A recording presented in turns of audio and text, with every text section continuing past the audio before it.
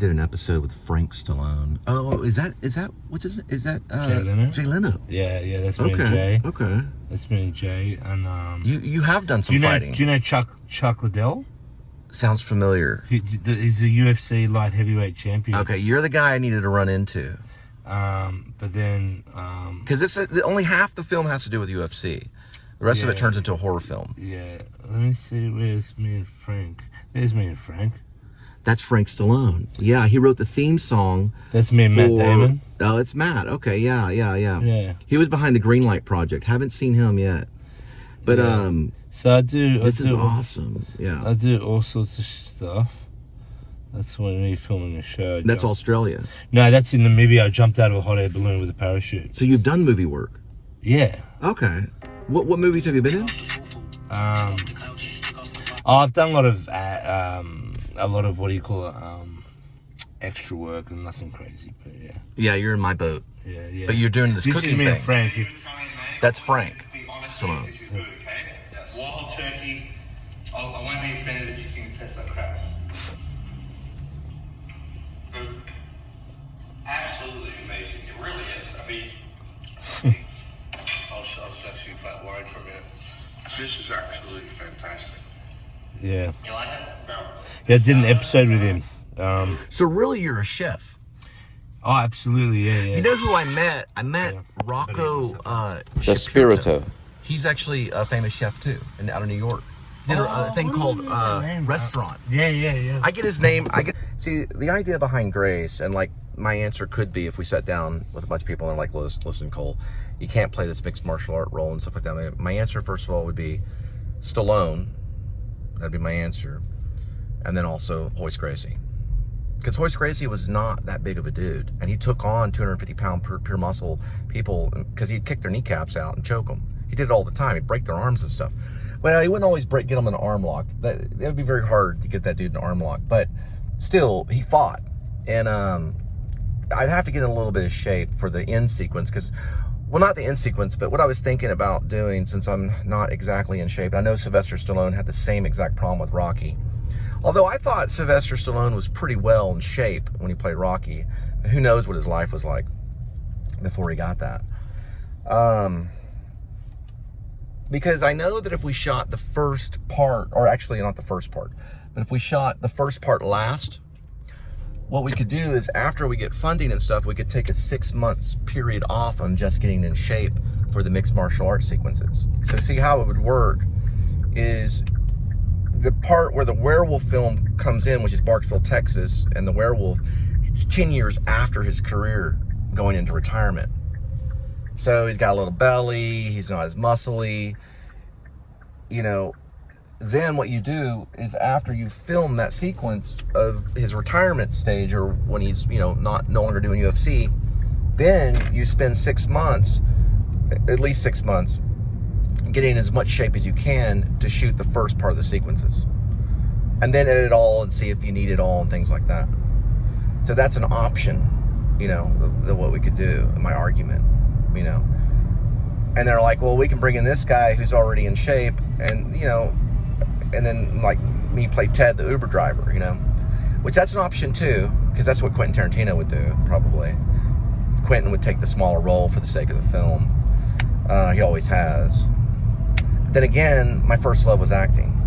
But you know, it would be something that we would probably sit down and talk about, you know. And I have a long story that's connected to this. I got beat up one time pretty bad in junior high because I was pretending like I was Sylvester Stallone at Rocky. That's how much I loved acting. The guy broke his hand on my face. But this is all, you know, this would be mixed martial art, choreographed kind of stuff, you know. We wouldn't really be fighting. I don't think it needs that. The film isn't ultimately about UFC. It just has that component in there to make it more exciting in the beginning part.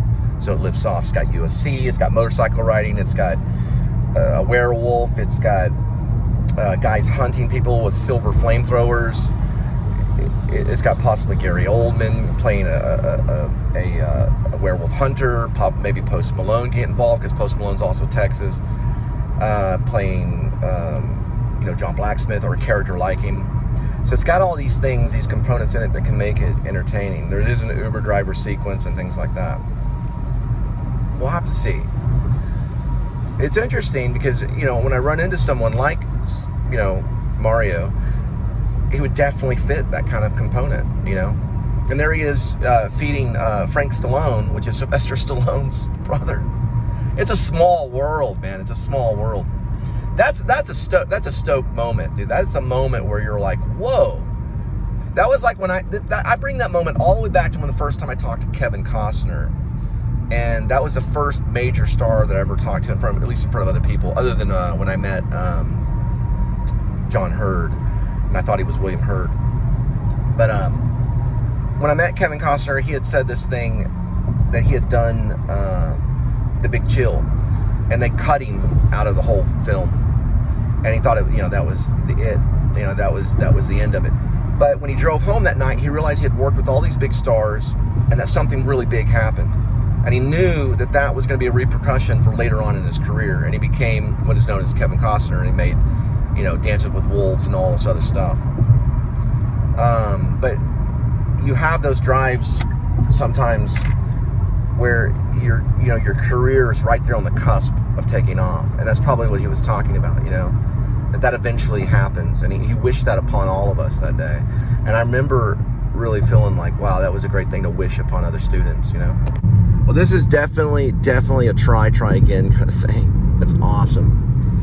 And he's a part of a pretty successful show that you can see on Hulu, Apple TV. So he's right there in the ring, and the limelight of everything. Pretty awesome, I'm just stoked. But this is just the beginning of the adventure, the very beginning. And maybe I didn't think about this stuff when I first started the Please Subscribe show. I was thinking about just being a small-time vlogger. But yet, I got an acting past. Why not use it? And that's another thing about James Lipton. I know he passed away, rest soul, we used to do that, rest in peace. But one thing he talked about was he went through all this, when he was younger, before he finally took off in Bravo, and he took off with the Inside the Actor Studio and created one of the most successful shows when it comes to interviewing famous actors and talking about the method and acting and the history of the Actor Studio and all that stuff, bringing all that in. Before he did that, he never thought the show would be that successful. Before he did all that, he had a moment in his life where he was fooling himself and trying to take all these career jobs and career options that were not really working for him, and then he realized, why not try acting? Why not give that a shot? And I've just started to consider Backpage, but why do I need that when I have something unfolding? I had to actually, create this big break myself by repetition, sticking to the show. Even if I had to clean houses or, pick up people, whether they be strangers or famous people or whatever. But this was like a gold mine. Literally, in a gold mine, you have a shovel, and you're digging into the ground looking for this precious metal, but you have to cover all this area. And eventually you start landing on gold, and then you're like, well, let's go make the claim. And that's exactly how I feel. We'll have to see. I'm going to put his name in, a little pound where it shows his name, Man Eats Wild. It'll be part of the show. I'll just probably put, I interviewed, Mario Kalpou, if that's how his name is pronounced, and from Man Eats Wild. And that'll be definitely part of the segment. But you've got to realize, I got to stick true to the show, because the vlog seems like it's going to stay going on for quite a bit of time. There's no reason to kill the vlog, So I will put it exactly in order that I always do. And I know we got these long stretches. I know it needs work. And you'll see the road. You'll see me going to the airport. You'll see everything in order. And that's kind of how I've been constructing the show. And I feel like this supernatural intervention, or something intervened, and just the coolest thing ever. And it was weird because he was standing waiting for his luggage like any other person, you know, would be doing something like that. And I did not recognize him. Like, I didn't say, oh, look, there's Mario. No, I did. No, I didn't. It wasn't planned. It was not planned, I promise. But it happened. So that's coolness. You know, that's like when things really start to lift off, and you really have to like get into gear, let your technique come in. And it was almost, I'm going to talk about the experience of doing an interview with a celebrity, okay? I didn't think about it. On the questions, I didn't prepare. They just came out. You know, I just took a breath and my body took over, and I asked some cool questions that stirred some stuff. He responded well. And none of that, like, I never even got down on pen and paper and think, you know, myself, like, what could I have asked, you know? And sometimes that's kind of the best stuff. When you're just going in the moment. You stay in the moment the whole time. That's the same thing with movie making, and in when you're doing a scene, you always stay in the moment. The moment's going to be stronger. Now, the script is important, but the moment would be there, and the script is there to stoke that moment. You know, I'm talking about the movie script. I'm trying to transition into Grace. And me having a religious past, you know, and being a born-again Christian, it is, and I am changing some of the language in it. But ultimately, you know, horror films, and it's somewhat horror. It's something I've always dealt with, you know, going in that route. And I think ultimately there's a sense of forgiveness that you can go through. You know, you can ask for it, but it's in the script. You know, one of the werewolf hunters talks about, you know, that there is an evil out there in the world, this werewolf, you know, whether there really is a werewolf, who knows, but he talks about that there is that thing out there, and showing good and evil, you know, is something that is part of storytelling, and always has been, ever since the first time I saw Star Wars. You know, there's a sense of good and there's a sense of evil, and it's also in the Bible too. So I have that on my side, at least. And what did Jesus do? You know, whenever he spoke to people, he told stories. You know, he told parables, he told stories. All right, get off my high horse, my religious thing. I'm thankful for God for that. That had to be divine intervention, is what that was, by far. I'm headed back right now. See Kitty and Linda. The werewolf is famous, the monster itself, just like the vampire is famous. You know, it carries its own weight in story. And one thing that I like about Grace is that you don't see the werewolf really ever, just maybe the shadow. And also there is a segment towards the end where you find out who the werewolf is, and there's a little kind of moment where you see kind of Rainy with werewolf legs, when you find out that it's actually a she-wolf. But you don't really see it. And I've always loved those movies where you don't always see the monster. One of them I really appreciate is The Village by M. Night Shyamalan. I watched that film far more than 50 times.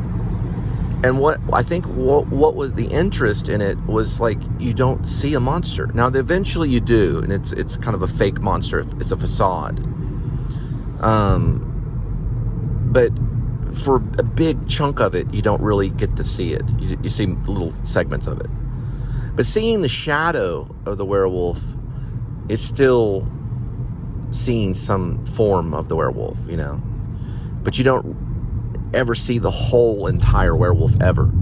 That I'm putting my foot down on. You might see the legs of the werewolf in one segment towards the end, but you don't see the entire, what it looks like. I like that idea. And also the shadow. You know, you see its shadow come in. And then you see the destruction of what the werewolf does in certain segments. But meeting a real hunter like that, I think he had some weaponry with him. I didn't really get it all, but meeting someone like Mario is just like perfect for this, right? You know, this is just like perfect. But I wanted to say one thing about the werewolf hunter. The werewolf hunter in Grace uses mostly like his intelligence to go after this thing, rather than a whole bunch of weaponry. But he does know he needs silver in order to take it down. I'm keeping that myth in the actual thing. But he does need silver. And that's why he runs across John Blacksmith. This is the day of the expanding man. Me bringing vlogging into a cinematic possible masterpiece, I think, and I hate to say this, but I played a little snippet of Orson Welles when I was in Maine and Dover Foxcroft when we did a radio show live on stage at the Center Theater at Dover Foxcroft. And I really did listen to Orson Welles' voice for hours on end. You know, and I did this thing, you know, where I can't do it right now, but, you know, Pinky in the Brain kind of thing. I listened to Pinky in the Brain too, because I wanted to emulate his voice the best that I could, you know, for the radio show. And I think somewhere in there called for like a Citizen Kane kind of thing to be created. I know it's a werewolf movie, but I'm dealing with vlogging, okay? Vlogging is in the movie. So I'm making a stand and saying, look, it's not going to be your movie, it's going to be my movie, and it has to be this way because I'm making comments about the phenomenon, the known phenomenon now, which is the vlogger, not the movie star. So that element's going to be in the movie so that we can see it. See? A movie is representation of kind of like a play, like a theater play, right? A long time ago, the Greeks were genius, and they thought, okay, we're going to stand people up on the stage, we're going to emulate what we are, and then we're going to look at this mirror of what we are and try to understand ourselves better, right? The werewolf has been around for so long, we're using it as kind of like a costume kind of thing, a setting kind of thing, so that we can tie it all together, because the werewolf goes after a lot of the vloggers. Whether it's a crazy Mel Brooks comedy or it's a serious Stanley Kubrick kind of thing, I don't care. And I don't know if Orson Welles was thinking the same thing whenever he made Citizen Kane, because it's a pretty crazy film. Citizen Kane is, if you've ever seen it. All time, it should have made my top 11. It definitely made my honorable mentions. If not, I'll add it tonight.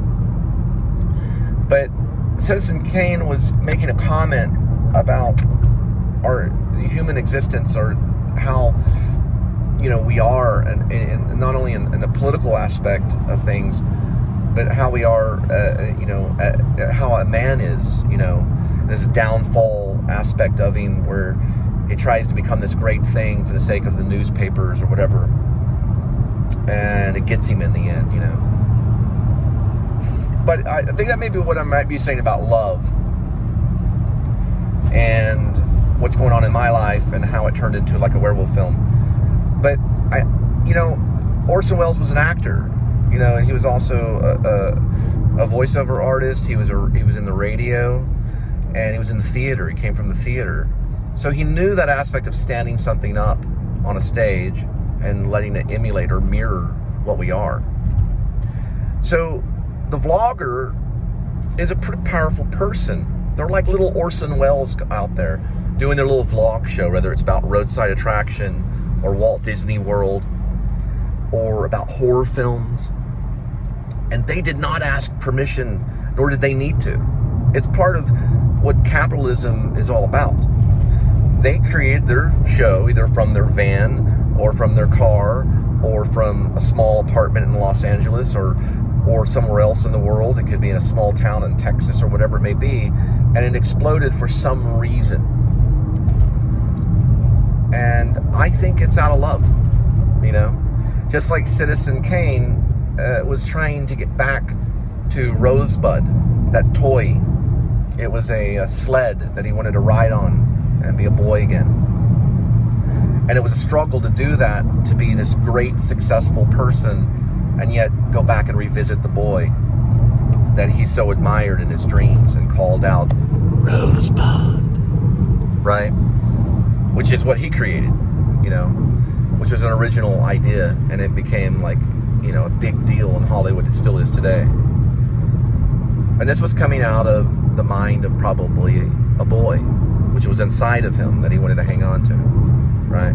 That's why I kind of want to hang on to the werewolf movie, you know, rather than leave it like a fight film or something, you know. And I have great admiration for Sylvester Stallone and writing Rocky, and I am envious of it all the time, how great of a move that was for a writer, because Sylvester Stallone's a writer, but also used his body to win this, you know, this monstrous award known as an Oscar. You know, this thing that's on the mind of every actor, whether it's a community theater actor, a professional actor, or someone as big as Bradley Cooper, or someone as huge as Orson Welles. You know what I mean? So you have that thought, even if you're making a small, crazy film that has a zany kind of thing about it that could be a horror film. You have that in your mind. You're thinking of like Citizen Kane, or you're thinking of something great, because you don't know. Now, Orson Welles probably knew that Citizen Kane was going to be great, but he didn't know for sure. It could have been a horrible flop, and some people find it slow. You know, it's like, this kind of movie is kind of slow, but I don't know. It doesn't matter, because everybody knows, and every actor knows, that Citizen Kane is great, and Orson Welles was great, you know, for whatever reason. And I think he was trying to revisit that boy inside of him, to hold on to something that we lose by the grind of day-to-day living. Now I'm going to show shots of the skyline of Fort Worth. And also another thing about Citizen Kane was he's dealing with the newspaper, right? And it's like fake war kind of thing. And every vlogger, every YouTube person has the ability to be an influence on people, just like the media thinks for them, you know. Every day or every night, usually I return back to my place to turn on NBC and watch these little stories, whether they be horror stories or great successful stories. And then there's Lester Holt, you know, saying good night, take care of yourself, all this stuff.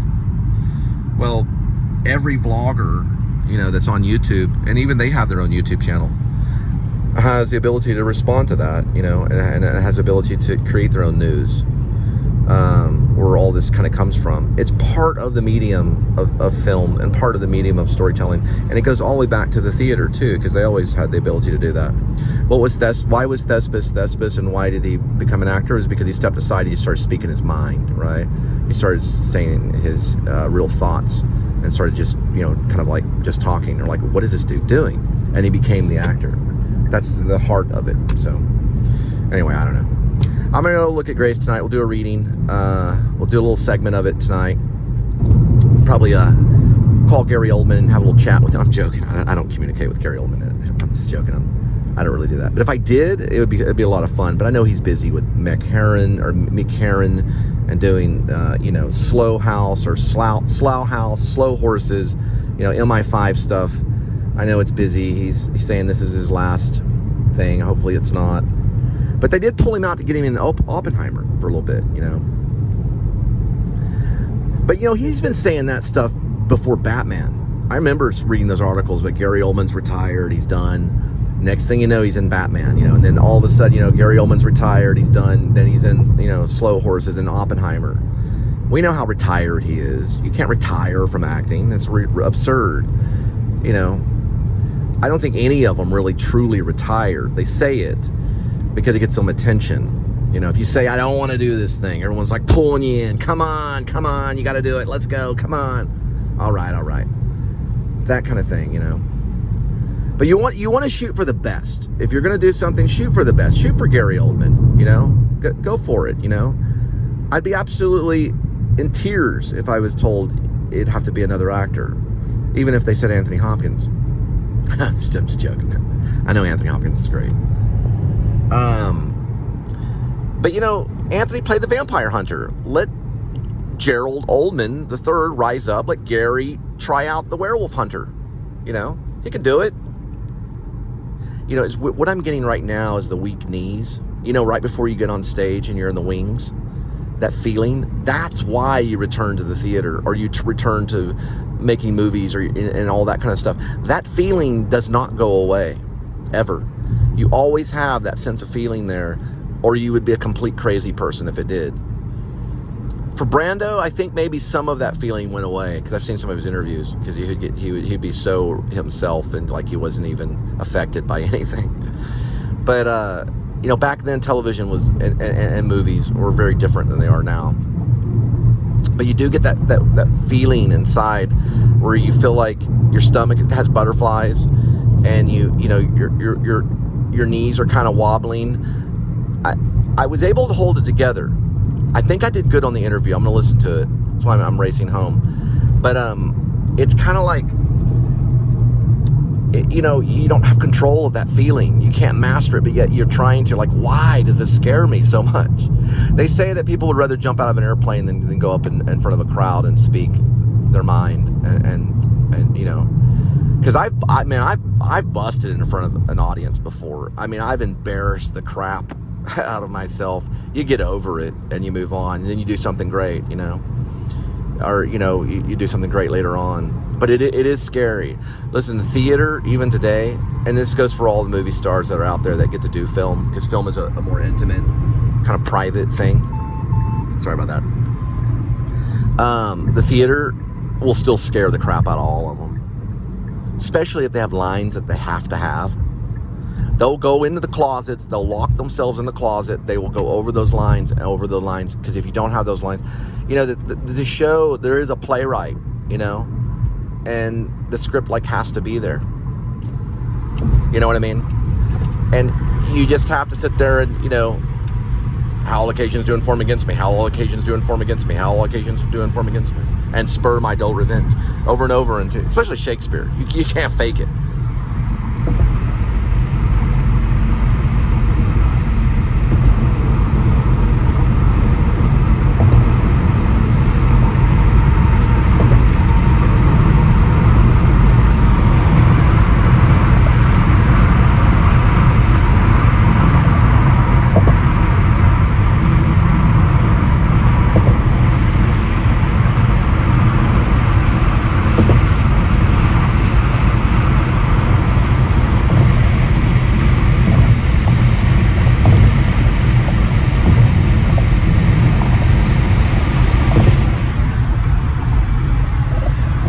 Almost so much time, kitty. There's almost so much time. That doesn't make any sense. Let me start over. There's so much time, kitty. There's so much time. That made more sense. Why did I say there's almost so much time? There's almost so much time. Maybe that makes sense too. I don't know. There's only, that's the word, only. So I get a little tongue-tied, twisted. Only so much time, kitty. There's only so much time.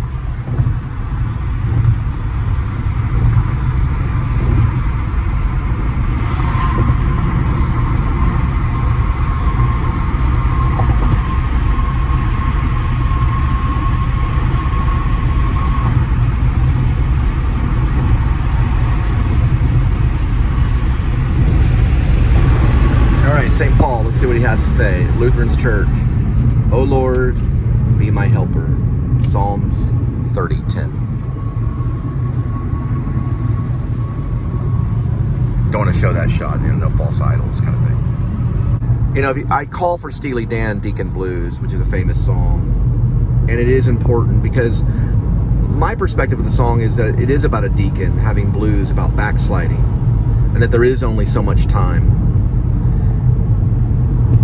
But yet, if you look at Gerald Ullman III, he was once a minister, and now he's hunting werewolves and making a profit off of it, off of something like YouTube or an online series. And is that what the church wants him to do? You know, they talk about what a real thief is. A real thief is not necessarily someone that goes and steals material and things like that. A real thief is one that doesn't follow the mission of the Lord. That's why Gerald Ullman III is an important character. I'm changing some of the language on it because I think the minister wouldn't say like some of the a-hole words or the F words. I think he would probably change that, clean it up a little bit. He's trying to be a good person, you know, in a world that demands so much evil. But yet, he comes out in the end a good person. He survives it. Even though he gets thrown across the room by a werewolf that's actually really a she-wolf. You have to read the script. Gary Oldman.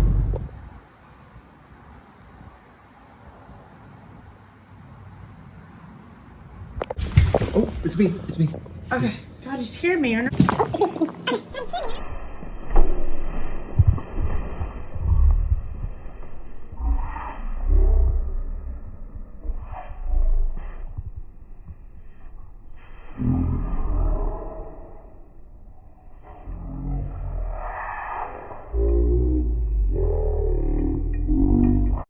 Oh, it's me. It's me. Okay. God, you scared me. You're not supposed to be home this early. You're trying to a werewolf. Okay. What's up? Yeah, that's me. Sorry about that. Okay, I'll talk to you later. Here's Kitty. Hey, Kitty. How are you? Bye. Okay, so I know I should have told you I was coming back. I just went to my car. That's why I got scared. Sorry about that. Okay, so I talked to a famous person. I just picked him up at the terminal. I didn't try to. It wasn't planned, but it happened.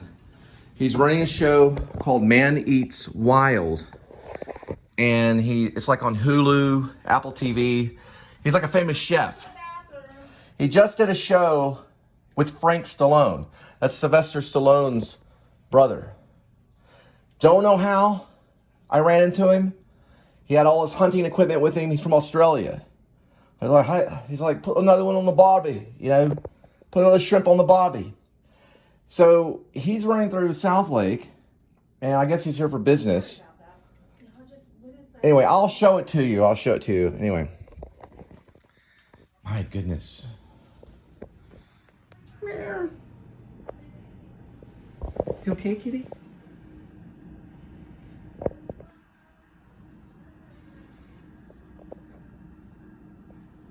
Did you want something to eat? Did you feed him since I've been gone?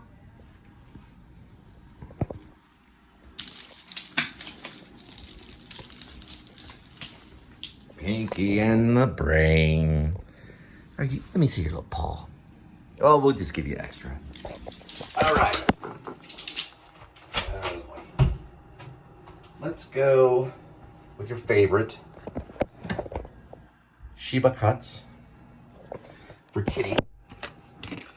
Kitty, kitty, kitty. Let's see here. All right. You want to jump up there, or are you just laying there lazy? Do you want to jump up in the shop? Here, come on, let's jump up in the shop. Going on a 25-pound. Look at this little baby right here. Got himself some Sheba. He enjoys it. It's Sheba roasted chicken entree. Roasted chicken for Kitty.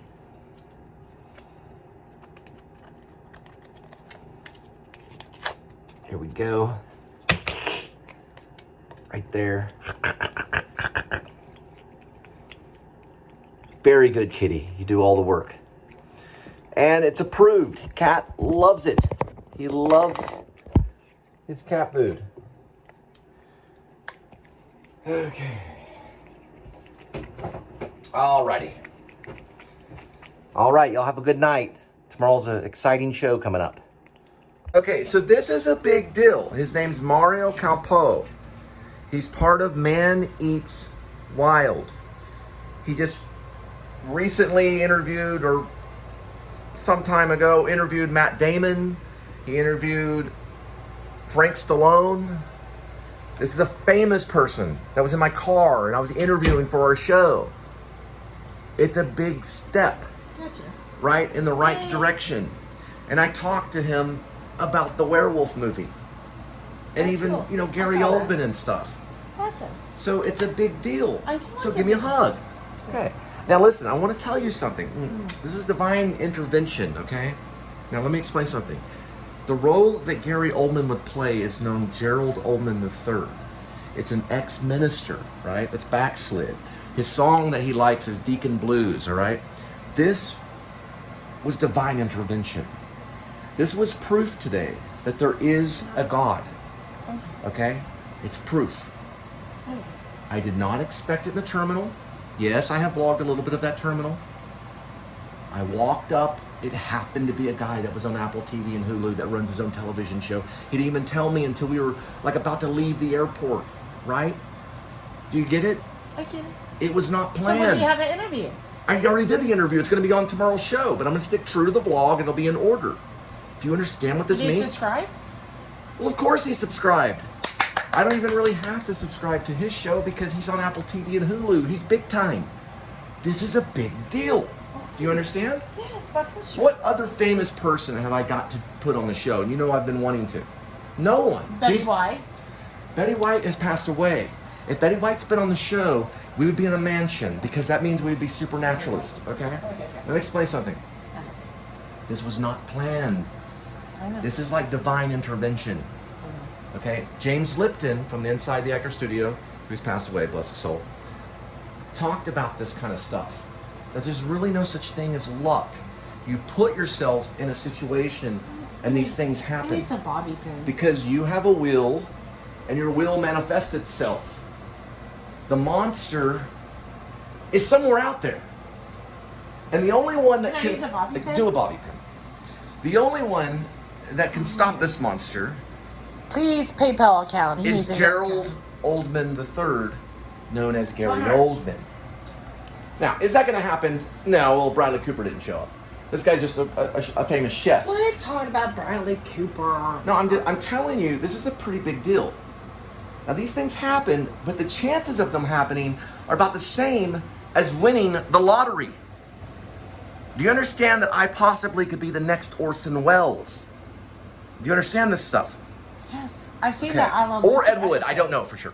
Orson Welles. He Ed- was kind of funny in I Love Lucy show. Orson Welles was on it? Lucy show. Yes. Orson Welles was on I Yes. Love Lucy? I'd have to No, see it. Lucy show. The Lucy show, okay, I have to Yeah, see it. Lucy show. He was the one that talks, he's like, Pinky and the brain, right? He has that kind of way of talking. Regardless, I'm explaining something. A big step in the Please Subscribe show in the Cole Spivey channel happened tonight. And I took that opportunity and I nailed it. I mean, I got the interview, baby. Right here. This guy interviewed Frank Stallone. Ow. Do you realize that he probably has a good chance of meeting Sylvester Stallone, the writer of Rocky? Do you realize this is a big deal? Now, Kitty Cat doesn't look too excited. Kitty Cat could be the next Benji. Do you understand? That cat. No, he's gonna be called Oreo. No, he's not Oreo. He's Tuxedo. He's gonna be called Oreo. He's Edmund Tuxedo Cassavetes. Now let me explain something. That cat could be very famous, so keep an eye on him. Okay? We fed him a lot of cat food. No, not a lot. A Moderate. lot. Moderate. A moderate amount of cat food. Throughout Yeah, the it's day, a nice, sometimes clean cat 3 times box. a day. That we feed him to shut him up because he goes after that curtain right there and tears it down. Now, We don't feed him to shut him up. He needs wet food. He's a milk cat. It's fine. He played. He did the laser light show. he's doing laser light? Yes. Okay, so he's exercising a little bit. He's a fat cat, but he's possibly the next. Fat. Well, he's a big Don't cat. call my cat fat. He's my cat too. Don't call our He cat ran fat. underneath my legs right here and into our apartment. Now let me explain something about Kitty. Kitty could possibly be the next Lassie. We're talking the next Benji. We're talking a big deal. A very cute cat. Look how active he is. A very cute cat that has an opportunity to change the world. One To cat. change the world. Yeah, the Australians always like, well, I got my own television show. I got was my like, own television show. What do you mean, like, for real? Have you heard of Mel Gibson? We were talking about George Miller and stuff. The guy's great. I didn't even know. I didn't know. This is a big moment in the Please Subscribe show, so please subscribe. Anyway, there's Kitty. All right, y'all have a good night. And that was a little scene that was all scripted. Everything was scripted. I'm just joking. Oh, is it? All right, now I gotta go cut the show. Right, Kitty? There we go. Look at that, Kitty. Yes, you are. You're the next Benji. What was the little dog's name in The Wizard of Oz? Toto. Toto the kitty. Edmund Tuxedo Cassavetes. You did all this, didn't you, Kitty? Or at least some of it.